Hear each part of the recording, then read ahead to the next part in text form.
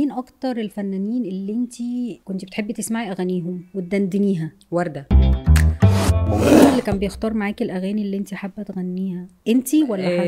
لا، اللي كان بيحفظني في الاول الاغاني عشان ادرس صح المزيكا بابايا، باباك. بما انه هو عازف اورج ودارس طبعا. آه. فكان هو اللي دايما بيقول لي احفظي الاغاني الصعبه، الاغاني الصعبه هي اللي هتعلمك علم النغم، هتعلمك ازاي تمشي مع التون مظبوط. هو كان دايما بيبقى حريص ان هو يديني اغاني ويختبرني بيها. مين اكتر الفنانين اللي انتي كنتي بتحبي تسمعي اغانيهم وتدندنيها؟ وردة. وردة. وردة دي العشق في يعني. حتة تانية طبعا.